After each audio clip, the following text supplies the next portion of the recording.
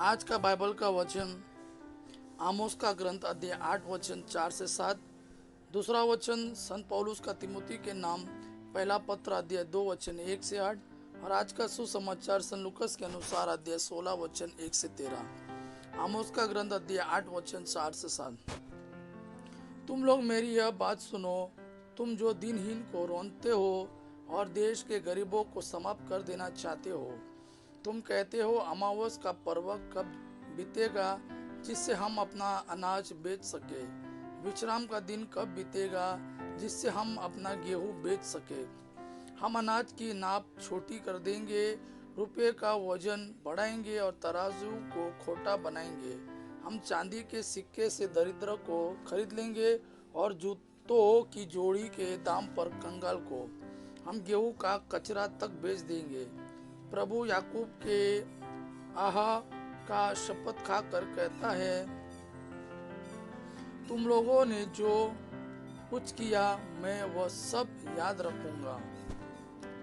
आज का दूसरा वचन संत पौलुस का तिमोथी के नाम पहला पत्र अध्याय 2 वचन 1 से 8। मैं सबसे पहले यह अनुरोध करता हूँ कि सभी मनुष्यों के लिए, विशेष रूप से राजाओं और अधिकारियों के लिए अनुनय विनय, प्रार्थना, निवेदन तथा धन्यवाद अर्पित किया जाए, जिससे हम भक्ति तथा मर्यादा के साथ निर्विघ्न तथा शांत जीवन बिता सके। यह उचित भी है और हमारे मुक्तिदाता ईश्वर को प्रिय भी, क्योंकि वह चाहता है कि सभी मनुष्य मुक्ति प्राप्त करे और सत्य को जाने। क्योंकि केवल एक ही ईश्वर है और ईश्वर तथा मनुष्यों के केवल एक ही मध्यस्थ है, अर्थात ईसा मसीह, जो स्वयं मनुष्य है और जिन्होंने सबके उद्धार के लिए अपने को अर्पित किया।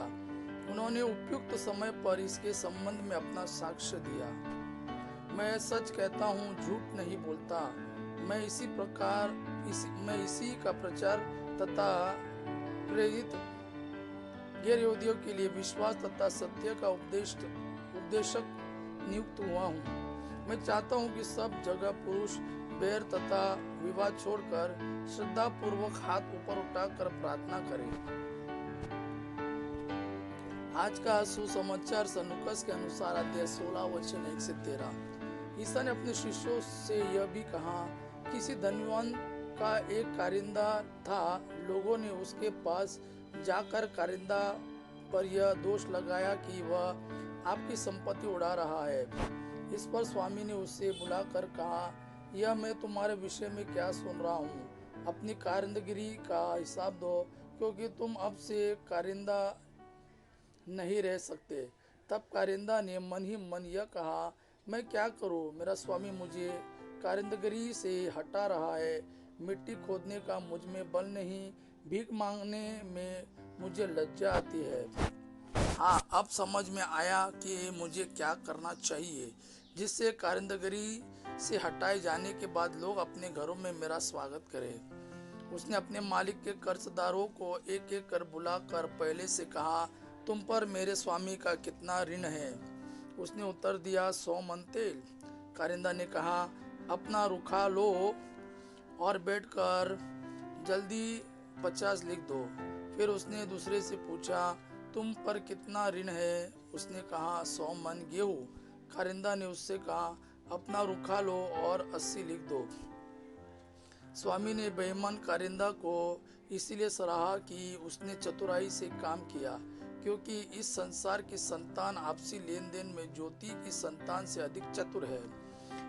और मैं तुम लोगों से कहता हूँ, झूठे धन से अपने लिए मित्र बना लो, जिससे उसके समाप्त हो जाने पर वे परलोक में तुम्हारा स्वागत करें।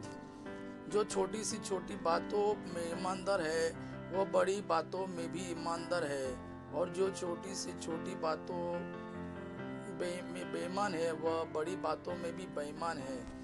यदि तुम झूठे धन में ईमानदार नहीं ठहरे, तो तुम्हें सच्चा धन कौन सौंपेगा?